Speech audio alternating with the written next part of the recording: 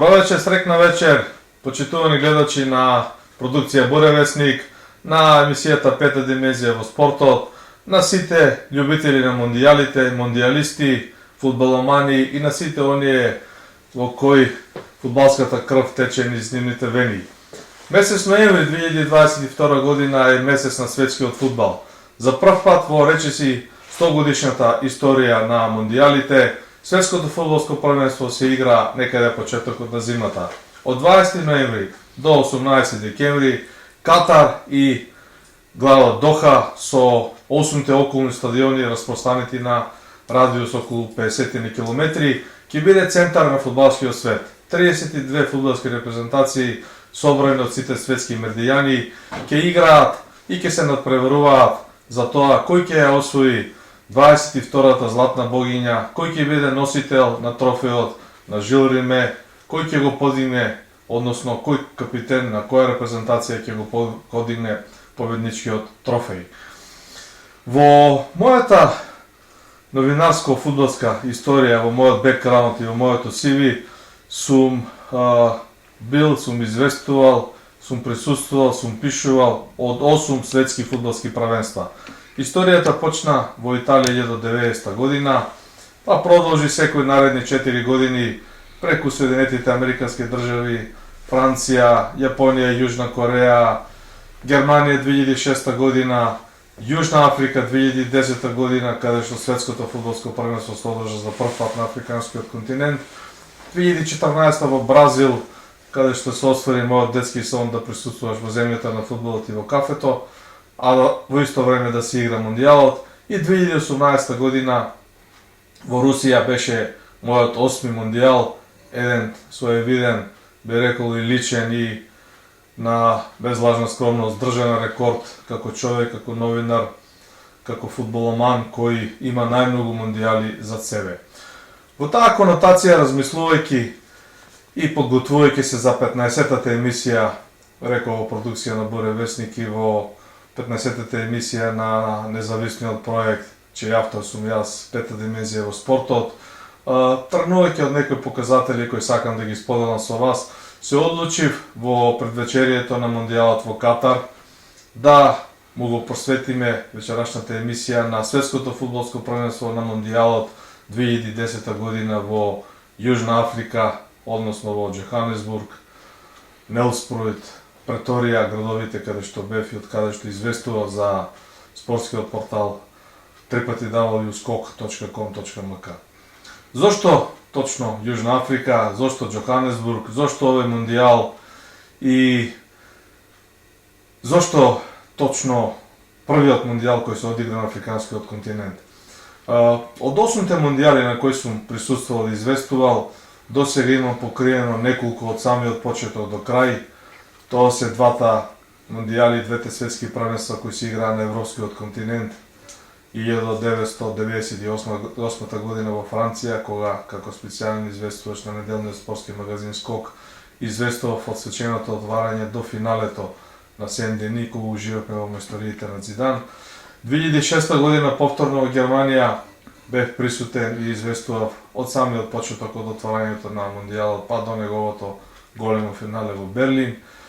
На сите други мондијали сум бил по 20 на дена, вообичаено го гледав финалето, понекогаш направив исклучок како во Бразил, каде што бев на свеченото отварање исклучиво заради надпреварот Бразил-Хрватска, кој беше извореден, брилјантен надпревар и го жртвувал финалето за овој надпревар.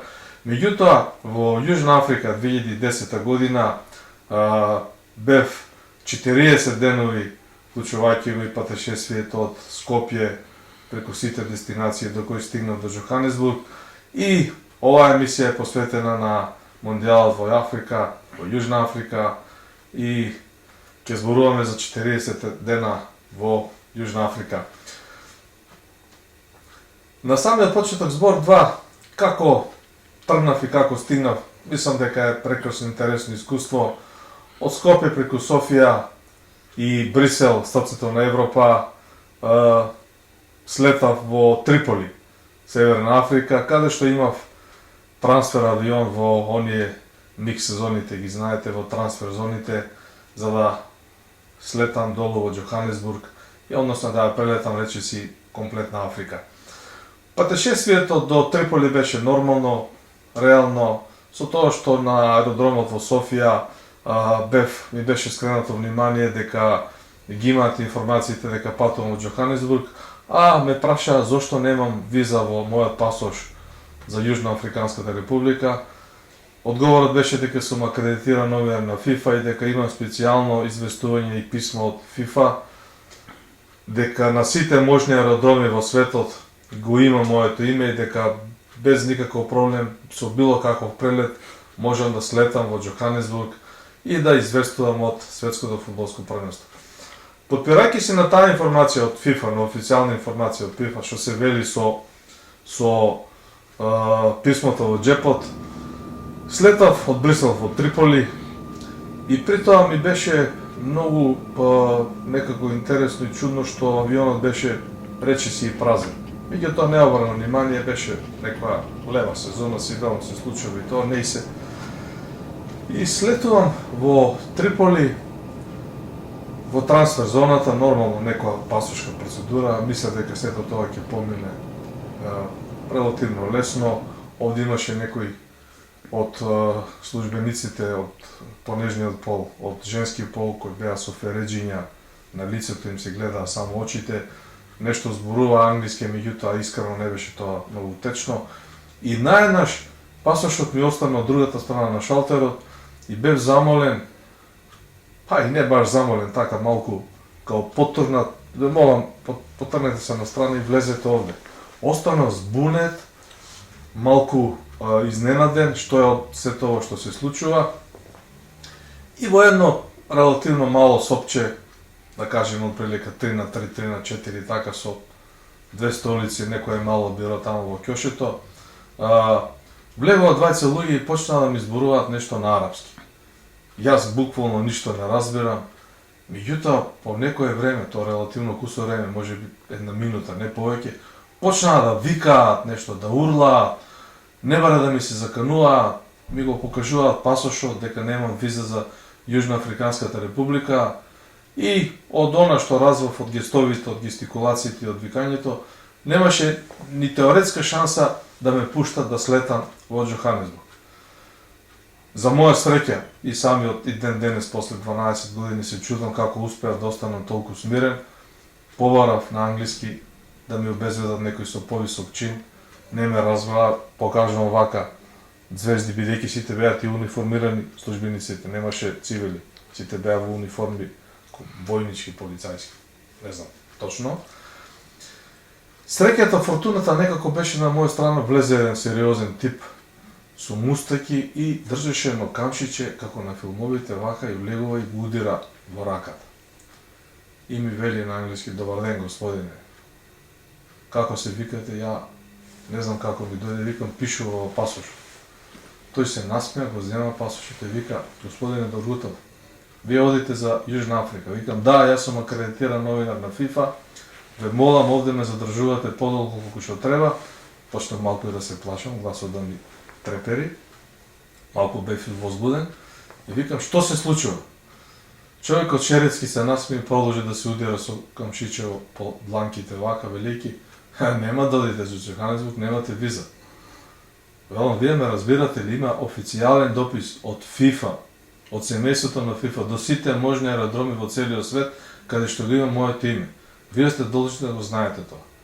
Господинот малку се наморти и остро ме праша да му го покажам писмото. Ја го извадив од џепот и му го дадов писмото. За 15 секунди настана еден џубор од арапски, како птици да почнаа да летат низ просторијата, почна да урла по службениците, да викаат. Јас остана воздржан, испотен, здрвен, као дрвена кукла, не знам што се случува.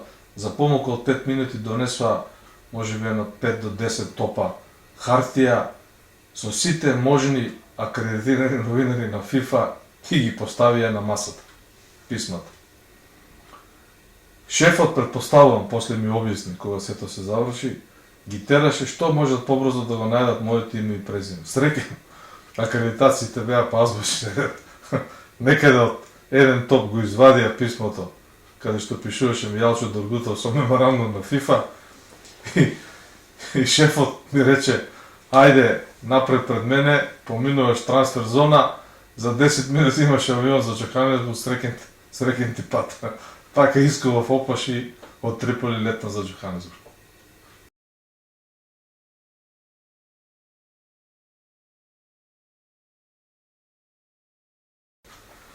Откако завршија перипетиите на аеродромот во Триполи, каде што навистина ќе ми остане во вечно сеќавање тие, може би беа час и пол, може би цели два, доста време е поминато, со еден пријатен лет слетав во Джоханесбург, некаде утринава беше 5-6 сато, и на аеродромот имаше специјален излез за акредитирани новинари со големи букви означен, еден убав црвен тепих, може би цели 5 санти на дебел, како на Канскиот фестивал, да не кажам, по тоа го познаваат и сите наши гледачи.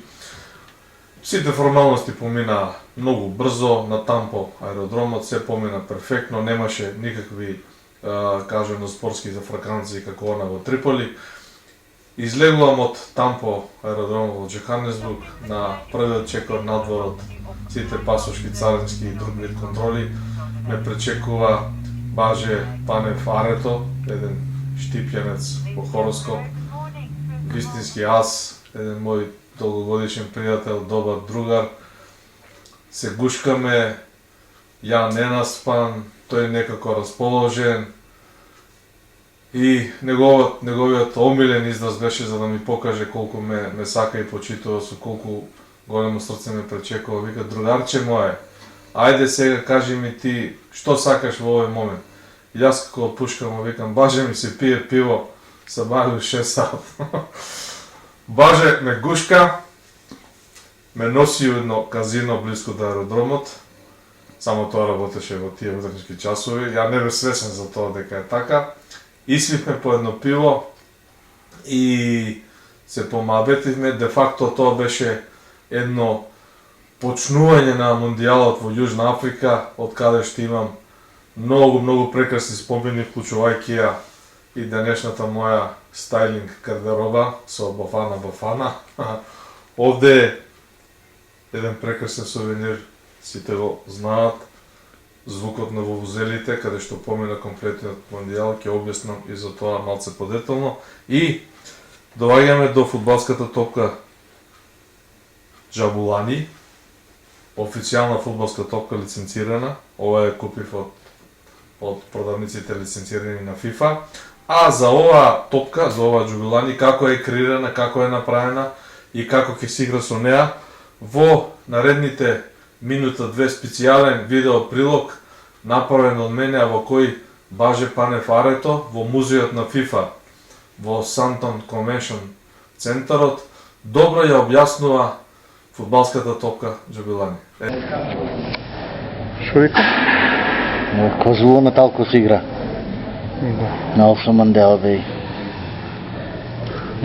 Не, ама многу, како рече, многу помалку парчиња има. Ај кажи го тоа, како? Види, ова е со 8 парчиња, ако можеш да видиш. Топката која е правена. Да. Ова е со 8 дела топка. А? It's okay. Ја, This one. Ова е со 8 дела. Гледаш ли ги? 1, 2, 3, 4. И овие делови се 4, 8 дела. Не е верно дека 8 само има. 8 дела има. Така е шиена. Целата Она топка е 8 дела. 16, а оние се 32. Рачуна, ја ти ја вежда Hold on, one, this one. Гледаш, во ти е еден дел, а овај дел тука ти е еден. Во не е тука шиен. Just explain how it was solid.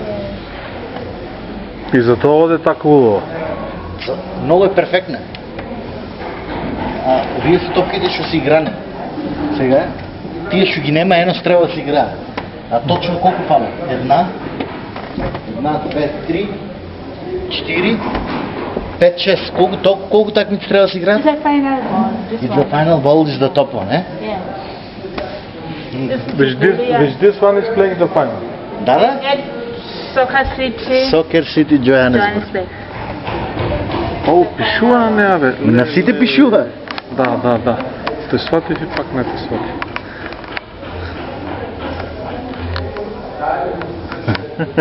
Айде ке видиш дека пише фина. Но ние што се шутирај не можеш да видиш. На самата топка пишува кај си играл. Да, бе, на сите и на ва. Ето just. You want to turn that one up front, eh? Јаш Вайс Фристайт, Блумфонтен, 27 юни 2010. Јаш.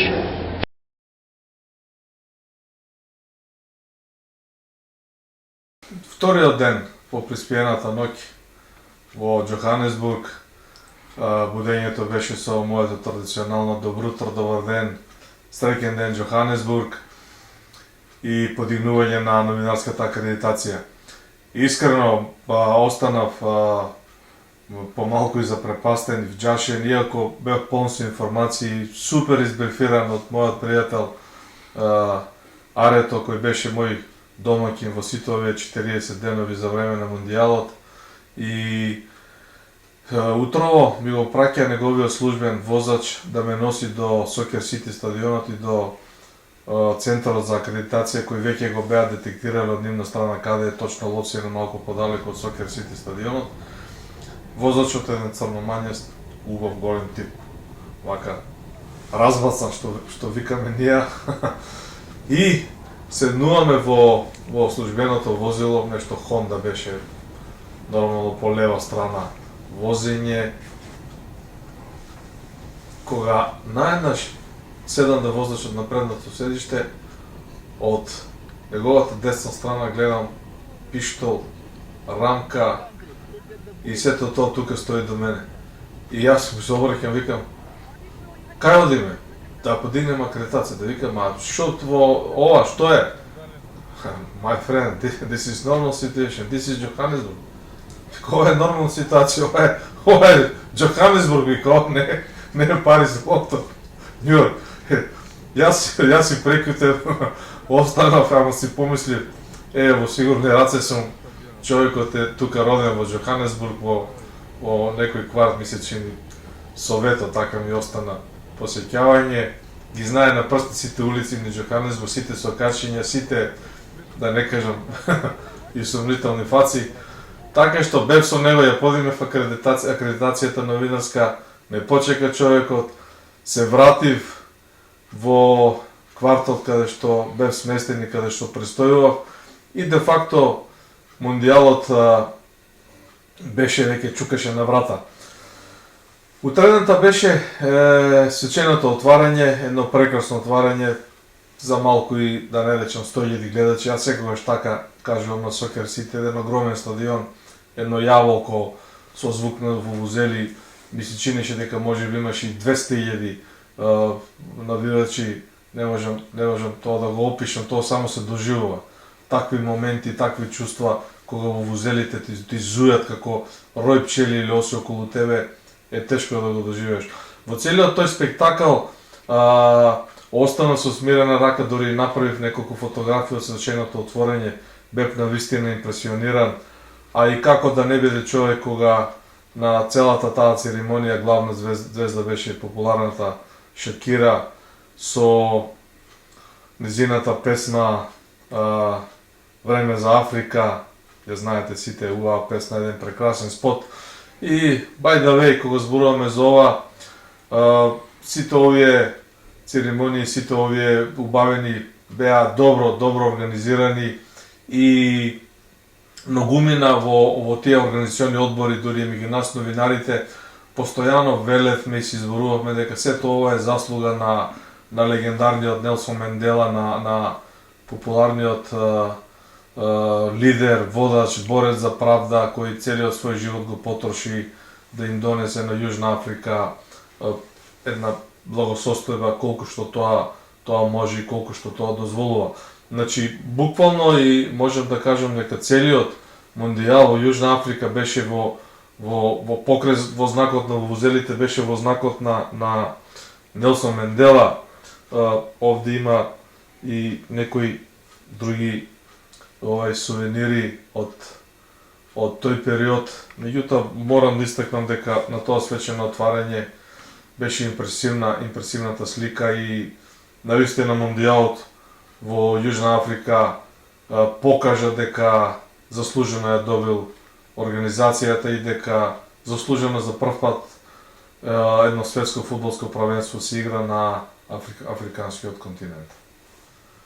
За време на 40-дневниот престој во Јужна Африка известував и бев присутен на 16 фудбалски надпревари, вклучувајќи го свеченото отворање и надпреварот Јужна Африка Мексико, до финалниот надпревар каде што Шпанија ја победи Холандија со 1:0 со голот на Иниеста.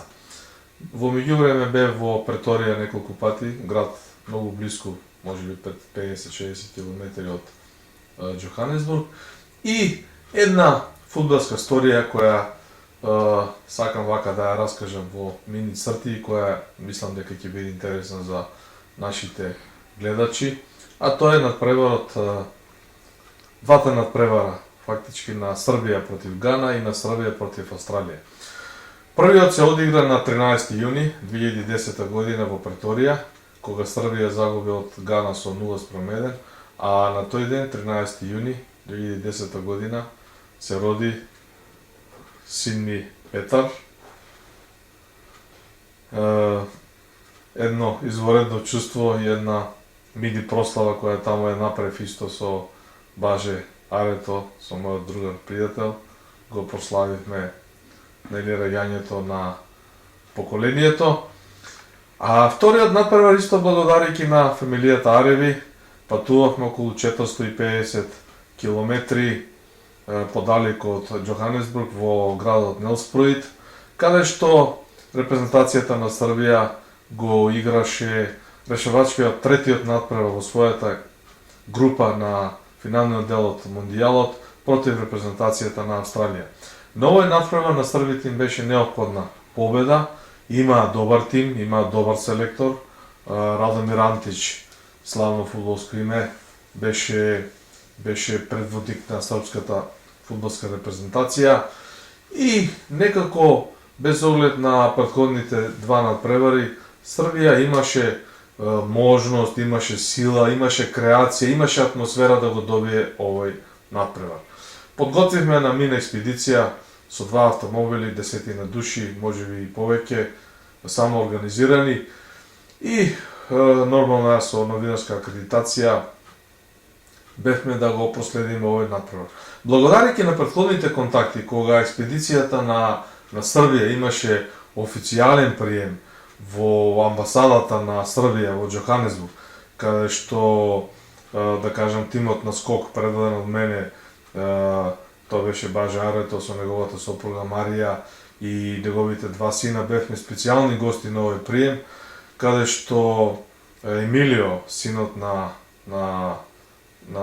Баже и на Марија, доби автограм од Радомир Антич, еден човек кој беше исто така почитуван и сакан во ова семејство. Благодарејќи на тие контакти имавме и добар прием пред надпреварот во Нелспруит, а и за време на самиот надпревар имаше возбудувања колку што ти душа сака.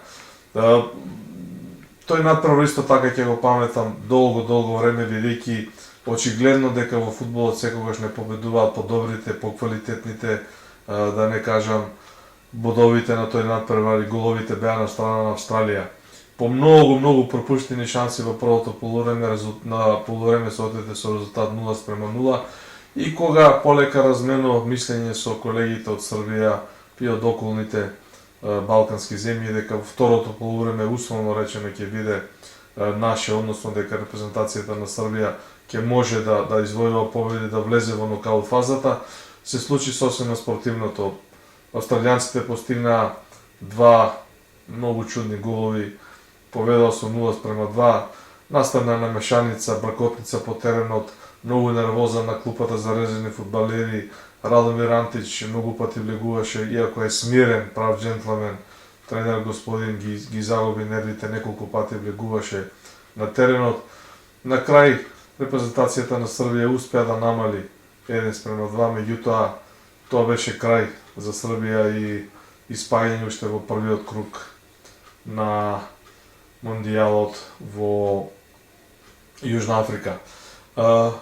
Патем на ова патување Имавме и можности да посетиме некои интересни места во Јужна Африка, меѓу кои би ја спомнал една од најголемите пештери на светот, тоа е пештерата Судвала, каде што имавме исто така ново доживување, сето тоа да го видиме на лице место и де факто да дознаеме каде ете почнал да функционира, да кажам, човечкиот род и да се оформира, да се формира тоа човечко живење. Значи пештерата Судвала е една од најстарите пештери.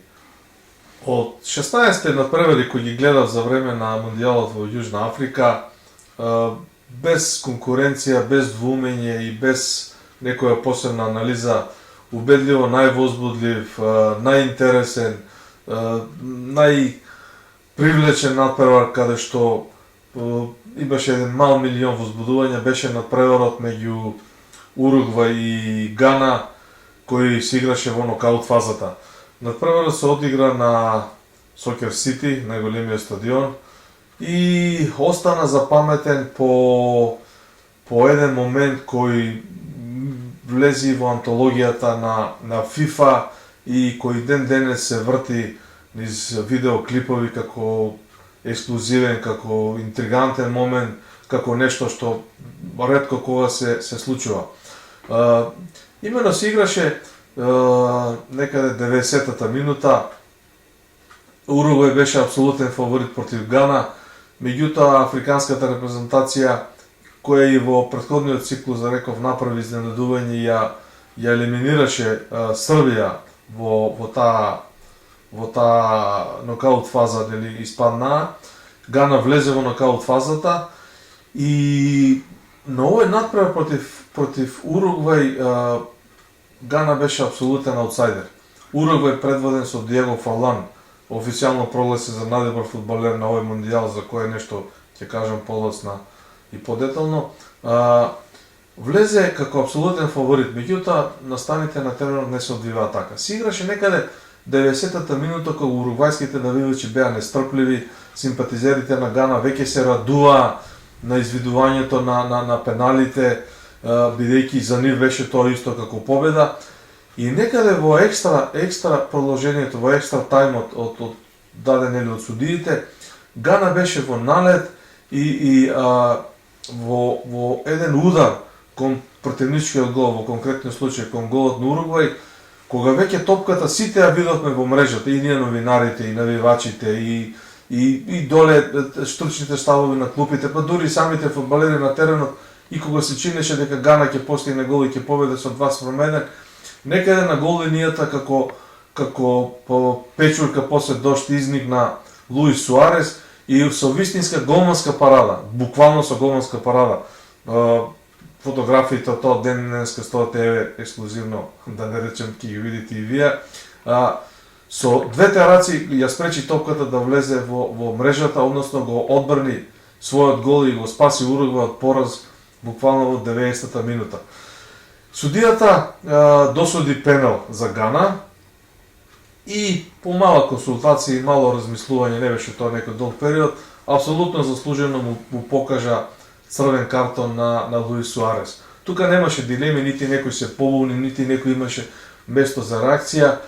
И сега возбудувањето беа уште поголеми ако Гана го реализира пеналот, ако постигне гол, до крајот на надпреварот немаше повеќе од 60 секунди, со резултат 2-1 за Гана. Гана одеше во четвртфиналето, во кругот на четирите најдобри екипи на овој мондијал, да кажам, во полуфиналето. Беше вистинско изненадување. И во тие моменти Асамоа Гијан, фудбалерот со број 3, ја зеде топката и ја местеше до белата точка и на Сокер Сити, помеѓу 80.000, 90, 100.000 вувузели, навивачи, еден фудбалски котел, да прелеташе мува, ќе се слушнеше. Гијан го зема залетот да го шутира пеналот. Ако даде гол 2-1 Гана оди Уругвај испаѓа. Од тој силен удар се затресе само пречката. Остана 1-1 во регуларните 90 минути. Она што следуваше потоа беше вистинска трагедија за Гана. Се изведуваа пенали бидејќи во нокаут фазата мораше да има победник. И среќни околности со таа голманска парада на Луис Суарес, со тој заработен црвен картон, со сето она што се случуваше во тие драматични моменти, Уругвај успеа да ја елиминира Гана и да влезе во самиот крем на светскиот фудбал на мондијалот во Јужна Африка. Навистина еден надпреварен меч и моменти за вечно сеќавање. Подготвувајќи се за мондијалот во Јужна Африка 2010 година, една од така посебните инспирации ми беше името на Диего Армандо Марадона, легендарен фудбалер, легендарно име, аз кој нема фудбаломан на земјината топка кој него сака и почитува, благодарејќи на сите негови виштини. На овој мондијал Марадона беше селектор на репрезентацијата на Аргентина, една нова функција за него, еден нов предизвик, една интересна ситуација каде што навистина предизвикуваше посебен интерес кај новинарите. Како шлагворд на ова, сакам да ги потенцирам моите симпатии кон Марадона, кога сум го гледал во живо неколку пати и каде што лично ме освои на моето прво светско првенство, на мојот прв мондијал каде што сум присуствувал и сум ги гледал надпреварите, беше Италија 1990 година, кога во Неапол на полуфиналето играше против домашната Италија, а во исто време беше и фудбалер на Наполи, со кого успеа еднаш во историјата на клубот да ја донесе титулата и да го освои калчото. Од тоа време, од тој период потекнуваат тие симпатии кон Марадона, таа негова моја фудбалска љубов кон него, кон неговото знаење и уметност. И овде во Јужна Африка тоа беше предизвик да се следи како Марадона ќе ја води репрезентацијата, како ќе се ускладат со еден исто така фудбалски ас како што е Меси, кој што беше дел нели од таа репрезентација. И на неколку пати со колегите со кои се дружев тамо, стававме некои интерни облози, не знам, пица, пиво, седенка, вамо таму, ја постојано викав дека војската на Марадона, така ја крстив во моите тогашни јавувања за порталот на Скок, дека војската на Марадона ќе влезе сигурно меѓу четирите најдобри репрезентации, да не речам дека ќе игра во финалето. И во тој аспект има верба, бидејќи Марадона доживеа една вистинска чест кога на 30 октомври, тој ден, негов роден ден, 2008 година, значи 2 години пред мондијалот, беше избран за селектор на Аргентина, а за негов помошник беше назначен, односно негов избор беше да му помага искусниот Карлос Билардо. Тоа беше извореден тандем кој ретко кој помислуваше дека не може Аргентина да донесе, да не речеме до самиот светски врв на тој мондијал. И таа инспирација некако беше можеби малку и претерана, па се покаже низ резултатите каде што Аргентина предводена од Марадона на клупата и од Меси на теренот навистина не постигна резултати и да не речам разочара на овој мондијал и тоа беше една неуспешна приказка, една неуспешна сторија, еден неуспешен дел од огромното, богато и изворедно успешно CV на Диего Армандо Марадона. Меѓутоа, еве, затоа велам, фудбалот е спорт, фудбалот е живот, фудбалот е љубов, фудбалот е магија, која те учи да бидеш голем и во поразите и во победите. И фудбалот е игра која те храни, те магепсува и која те учи исто така да бидеш и голем во поразите. Тоа му се случи на Диего Армандо Марадона на мондијалот 2010 година во Јужна Африка, каде што навистина неговата репрезентација предводена од него доживеа вистински дебакл.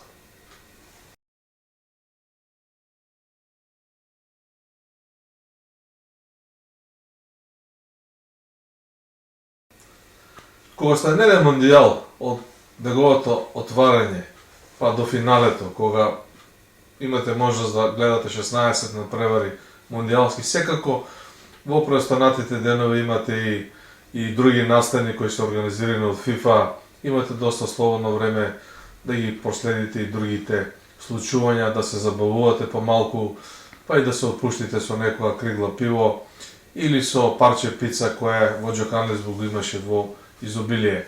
Благодарејќи на организациите на ФИФА и на луѓето со кои имав и се уште имам добри и коректни контакти, имав ретка можност и убава прилика да присуствувам заедно со мојот пријател, со мојот другар, со мојот домаќин во Јужна Африка, Баже Панефарето, на еден прекрасен настан организиран од Меѓународната асоциација на спортските новинари, од Светската асоциација на спортските новинари, АИПС, кој беше организиран во огромниот Сантон Конвеншн центар во срцето на Джоханесбург.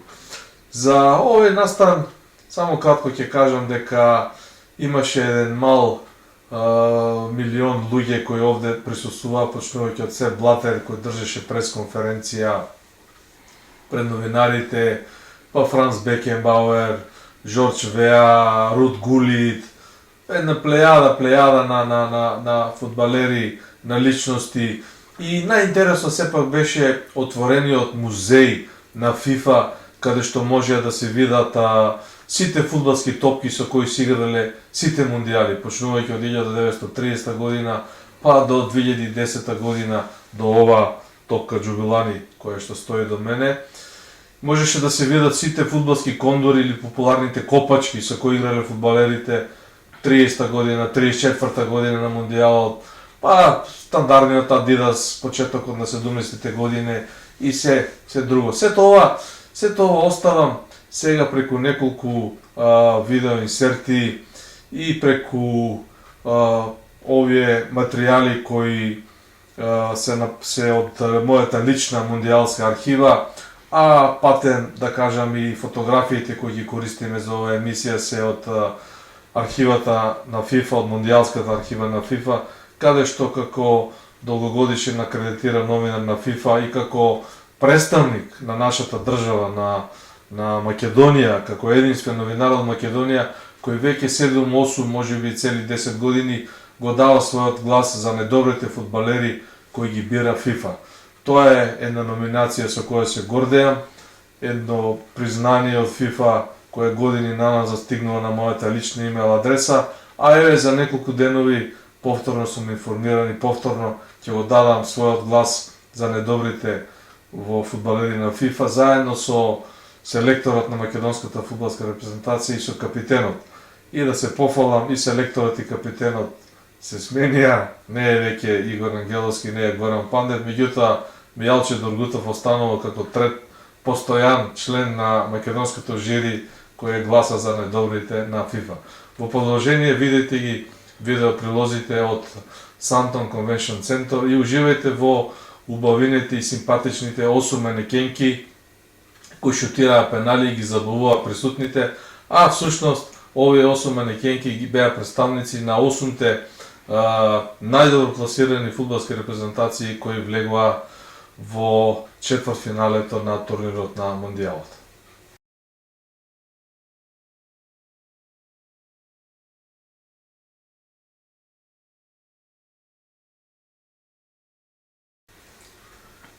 И како што одат поред нештата, 40 дена во Јужна Африка, 40 мондијалски денови, престојот завршува со големото финале на Сокер Сити во Джоханесбург. Преполно, ечат во вузелите, навивачите се овде, двете најдобри фудбалски репрезентации кои стигнаа до големото финале се Шпанија и Холандија.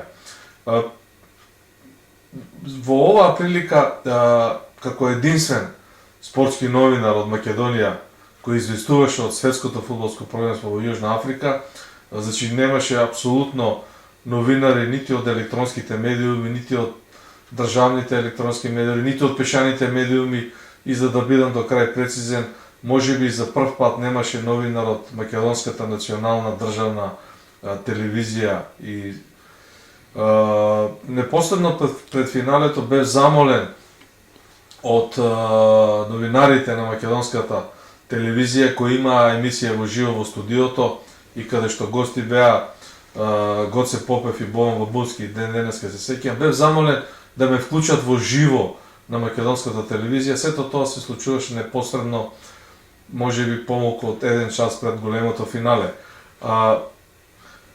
Го прифатив ова во името на пријателството на колегите, влегов во живо, ме, да кажам, експлоатира и искористија повеќе од 10 на 15 минути, ми се чини дека Златко Калински ја водеше емисијата, не се ирелевантно, само како еден подстрек, како едно дополнување колку неделниот спортски магазин Скок и Мијалче Доргутов како специјален негов известувач биле големи кога се во прашање сите овие мондијали и светските првенства. Самото финале помина во една добра игра, единствена, можеби критична точка беше судијата Хауард Веб, кој додели премногу жолти картони. Убаво се сеќавам насловот од мојот извештај на спортскиот портал Скок беше Хауард Веб го пожолте финалето. Немаше потреба за толку, се играше повеќе коректно. Меѓутоа, два клучни моменти го одбележаа финалето. Значи, Холандија по неколку пати се обидуваше да го освои мондијалот. Со непрекрасни генерации од минатите години, со Јохан Кројф, Нескенс, не знам, па Рут Гулит и Марко Ван Басте во наредните години, и Франк Рајкард, Куман, плејада на фудбалери, игра 2 пати досега во финалето, ова им беше нивно 3-то финале и се надеваа дека ќе го освојат. Сите овие нивни надежи се држеа на ниша, на равнотежа, на една, да кажем, фудбалска уравниловка, бидејќи играта беше изедначена со поединечни шанси и на двете страни. Она што го паметам, за кој не ми треба подсетување кога станува врежено во мојата мондијалска меморија, е моментот некаде, можеби не повеќе од 10 минути пред крајот, кога Робен, холандскиот репрезентативец, едно познато фудбалско, значајно фудбалско име, еден квалитетен играч, кој долго време играше во Бајер Минхен и е стандарден член на холандската репрезентација, некаде од центарот на игралиштето изби сам пред голманот на Шпанија. Буквално во тие 10 секунди настана штама на стадионот, дури и холандските навивачи, едно портокалово море кој го обоја со крцики, престанаа да дишат, мислеа дека Робен ќе постигне гол и дефинитивно Холандија ќе успее да се одбрани наредните 5-6-10 минути и ќе го освои конечно мондијалот. Што се случи? Робен не искористи шансата, ја прокоцка, не успеа да постигне гол и за несреќа на холанѓаните во продолжение на преварот Иниеста, еден стар лисец, еден фудбалски мајстор кој знаеше да ја гали топката, да ја контролира, да жонглира со неа, да има милион прецизни додавања, асистенции и пасови.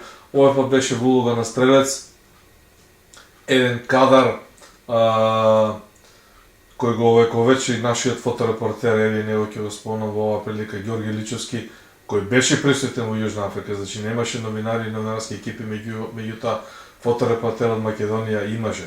Тоа беше Ѓорги Личовски, го овековече овој гол и се надевам еве ќе го видите во продукција на Буре Весник. И тоа е една фотографија од мојата лична архива, да кажем, подарена од него како мој долгогодишен пријател, со кого сме били на други мондијали, меѓутоа не е ред сега да го кажуваме тоа. И со голот на Иниеста Шпанија го освои, победа со 1-0, успеа да го сочи во резултатот и на крај го освои пехарот на Жил Риме, популарно така како што го викаме. И она стандардна процедура која го одбележува победникот, трофеот во раците на капитенот и високо го подигнува, овој пат таа чест ја имаше Икер Касилјас и Иниеста и сите други шпански репрезентативци кои за прв пат се радуваа на пехарот и кои за прв пат го освоја мондијалот. Јужна Африка, мундијалот во Јужна Африка, 40 денови на континентот Африка, на овој мундијал остануваат вечно убавена, вече спомен. Тука се сувенирите, тука се спомените, тука се надпреварите, тука е во вузелата која прелета 5-6 аеродроми и јадници километри за да пристигнат продавниците преполни со сувенири во Џоханесбург до Скопје и до Црниче.